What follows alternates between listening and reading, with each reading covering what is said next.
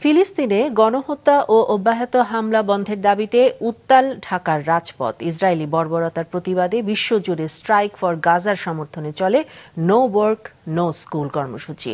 শিক্ষার্থীরা সহ বিভিন্ন শ্রেণী পেশার মানুষ এতে অংশ নেন। বন্ধ ছিল শিক্ষা প্রতিষ্ঠান। বিভিন্ন স্থানে বিক্ষোভ মিছিল, মানববন্ধন করেছেন সর্বস্তরের মানুষ। দাউদ হাসানের রিপোর্ট।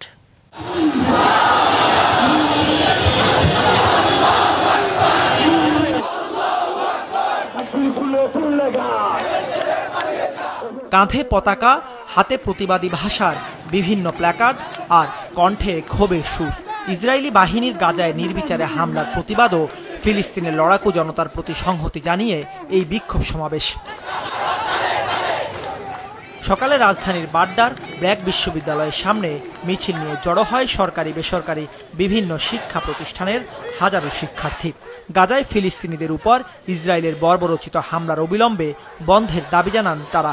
ওরা যে বর্বরতা গণহত্যার মাঝে দিয়ে যাচ্ছে, এটা আমরা মনুষ্যত্বের চেতনা থেকে এখানে আজকে দাঁড়িয়েছি। ছোট্ট ছোট্ট নিষ্পাপ শিশু মারা যাচ্ছে, নবজাতক শিশু মারা যাচ্ছে। এগুলো কিভাবে সহ্য করা যায়? ইসরায়েলি পণ্য আমরা বর্জন করতে চাই, কারণ হচ্ছে ওরা যেভাবে ফিলিস্তিনের উপরে আক্রমণ করেছে, এটার বিরুদ্ধে আমরা সোচ্চার হয়েছি। বিক্ষোভ মিছিলে শিক্ষার্থীদের সাথে যোগ দেন শিক্ষক, অভিভাবক সহ বিভিন্ন শ্রেণী পেশার মানুষ। একটা জেনোসাইড হয়ে যাচ্ছে। আমার ছাত্রছাত্রীরা যদি ঘরে বসে থাকে, তাহলে আমি বলবো আমরা তাকে এডুকেটেড করতে পারি নাই।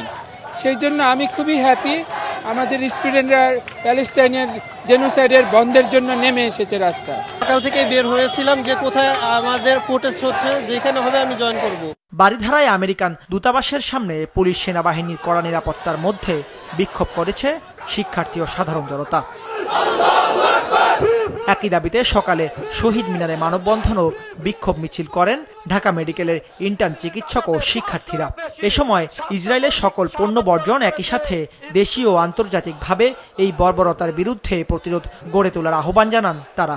আল্লাহ আমাদের গাজাবাসীকে নিরাপদ রাখুক, ফিলিস্তিনিদেরকে তার ভূখণ্ড ফিরিয়ে দিক, আর ইহুদিবাদী ইসরায়েলকে দুনিয়া থেকে নিশ্চিহ্ন করে দিক। সমস্ত মুসলিম উম্মাহ যাতে এক হয়ে এরকম কাফের মুশরিকদের বিরুদ্ধে আমরা যাতে এক জিহাদে শরিক হতে পারি, আমি সমস্ত এরকম মুসলিম নেতৃবৃন্দের কাছে এরকম উদাত্ত আহ্বান জানাচ্ছি।